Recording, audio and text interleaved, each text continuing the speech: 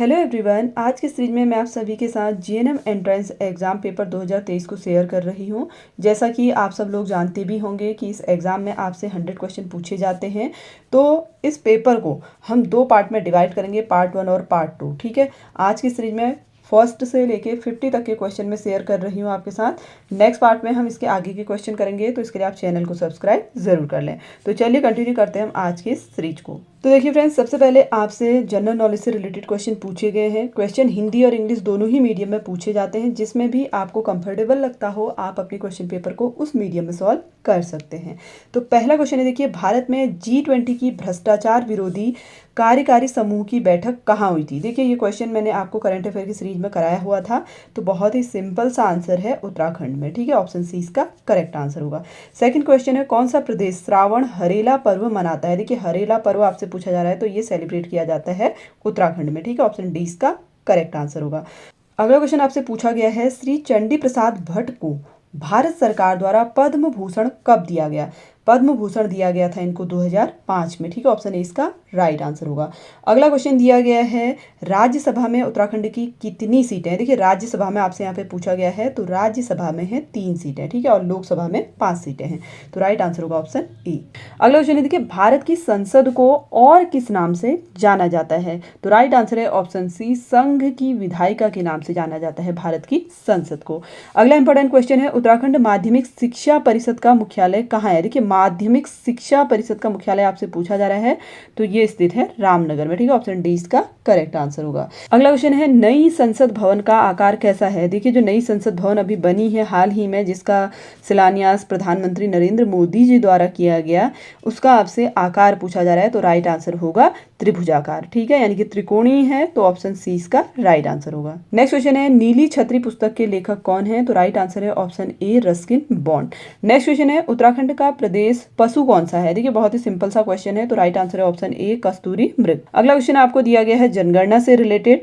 2011 की जनगणना के अनुसार उत्तराखंड में लिंगानुपात यानी कि पुरुषों के पीछे कितनी महिलाएं हैं, आपसे यहाँ पर पूछा जा रहा है। तो राइट आंसर होगा 1000 पुरुषों पर 963 महिलाएं हैं। ठीक है, ऑप्शन बी इसका करेक्ट आंसर होगा। अगला क्वेश्चन है, मनेरी डैम किस नदी पर बना है। तो राइट आंसर होगा ऑप्शन सी, भागीरथी नदी पर। अगला क्वेश्चन है, पवार शासक अजय पाल ने अपनी राजधानी कहाँ स्थापित की थी। तो राइट आंसर है option C, Srinagar.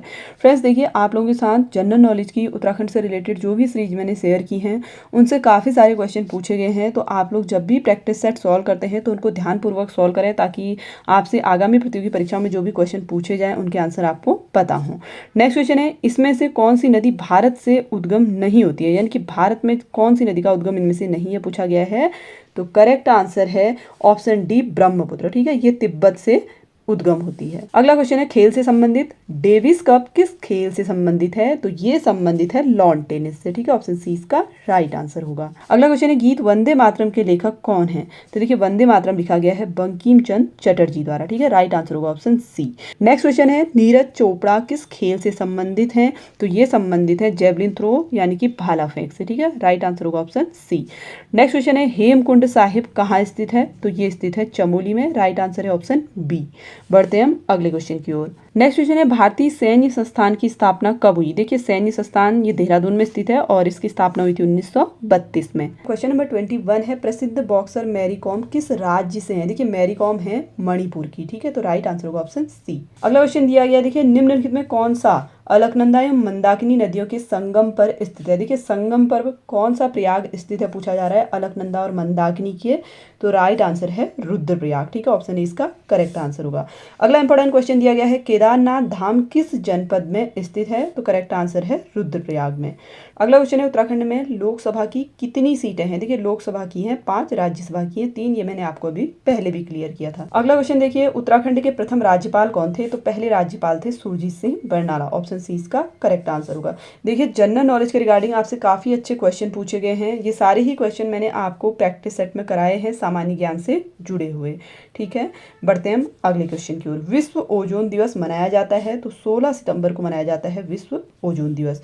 Question number 27 है, अंतर्राष्ट्रीय न्यायालय का मुख्यालय स्थित है। देखिए, अंतर्राष्ट्रीय न्यायालय का मुख्यालय पूछा जा रहा है, तो हेग नीदरलैंड में ये स्थित है। नेक्स्ट क्वेश्चन है भारत इसका सदस्य नहीं है। यहाँ पे आपको दिए गए हैं अलग अलग संगठन, तो इनमें से भारत G8 का सदस्य नहीं है। ठीक है, राइट आंसर होगा ऑप्शन बी। क्वेश्चन नंबर 29 है भारतीय सुदूर संवेदन संस्थान स्थित है, तो राइट आंसर होगा ऑप्शन डी, देहरादून में। अगला इंपॉर्टेंट क्वेश्चन दिया गया है 2011 की जनगणना के अनुसार उत्तराखंड के निम्नलिखित में से किस जिले की जनसंख्या सबसे कम है। देखिए सबसे कम जनसंख्या कौन से जिले की है पूछा गया है, तो राइट आंसर है ऑप्शन ए, रुद्रप्रयाग की। नेक्स्ट क्वेश्चन है इनकलाब जिंदाबाद का नारा दिया गया था, तो राइट आंसर है ऑप्शन सी, भगत सिंह के द्वारा। क्वेश्चन नंबर 32 है पुस्तक कारगिल टर्निंग द टाइड के द्वारा लिखी गई है, तो ये लिखी गई है मोहिंदर पुरी द्वारा। ऑप्शन ए इसका करेक्ट आंसर होगा। क्वेश्चन नंबर 33 है, देखिए निम्नलिखित में कौन सा राज्य पूरी तरह से भूमि से घिरा हुआ है, तो राइट आंसर है option A, Maharashtra. Question number 34 दिया गया है सबसे पुरानी पर्वतमाला है, तो सबसे पुरानी है अरावली। ऑप्शन बी इसका करेक्ट आंसर होगा। अगला क्वेश्चन देखिए जनरल साइंस से रिलेटेड है। ये क्वेश्चन कई बार आपसे कॉम्पिटेटिव एग्जाम्स में भी पूछा जाता है।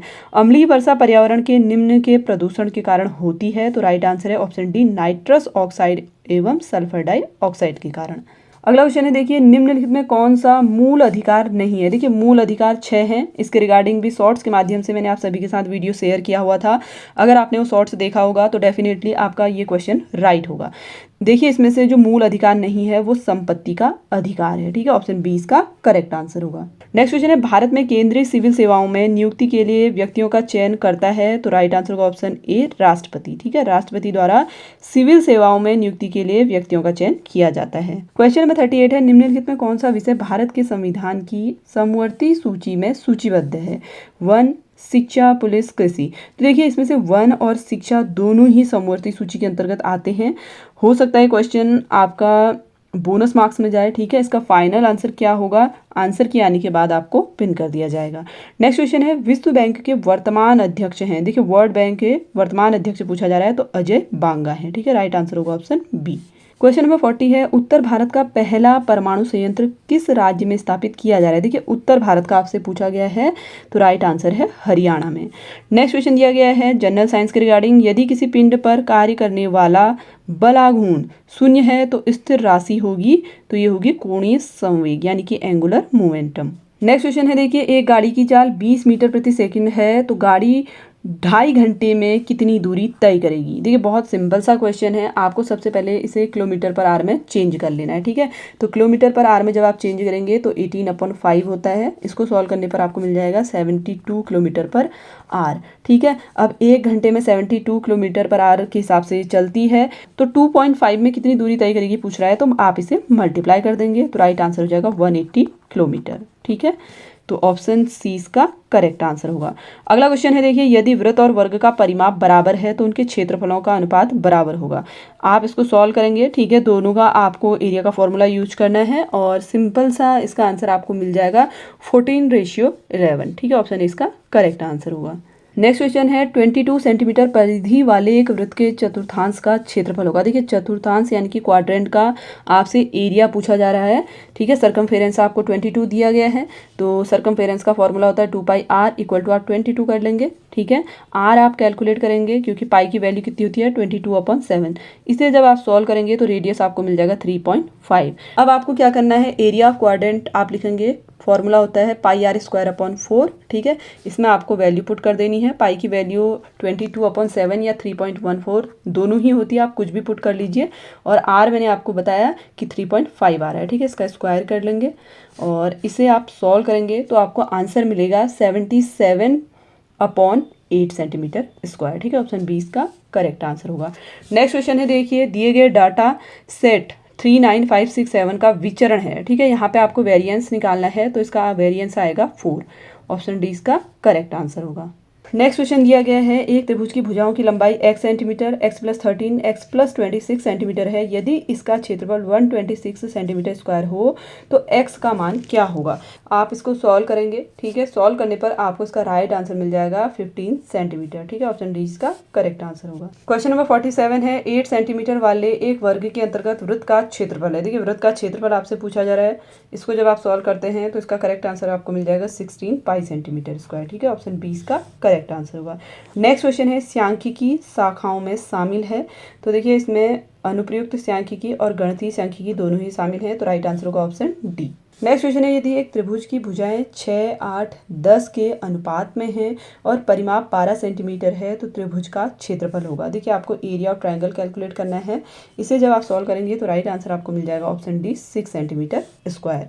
अगला क्वेश्चन है, अवकलन समीकरण डिफरेंशियल इक्वेशन आपको दी गई है x d y minus y d x equal to q का हल निरूपित करता है। तो देखिए ये मूल बिंदु से गुजरने वाली सीधी रेखा को निरूपित करता है। तो करेक्ट आंसर होगा ऑप्शन सी। तो फ्रेंड्स ये तो थे आज की सीरीज के 50 क्वेश्चन जो आप सभी के साथ टू द पॉइंट मैंने शेयर किए हैं। आई होप कि आप सभी के लिए सीरीज हेल्पफुल रहा होगा। आपने 50 में से कितना स्कोर गेन किया कमेंट करके ज़रूर बताएं। नेक्स्ट पार्ट में इसके आगे के क्वेश्चन मैं आप सभी के साथ शेयर करूंगी, तो इसके लिए आप चैनल को सब्सक्राइब जरूर कर लें। Thanks for watching.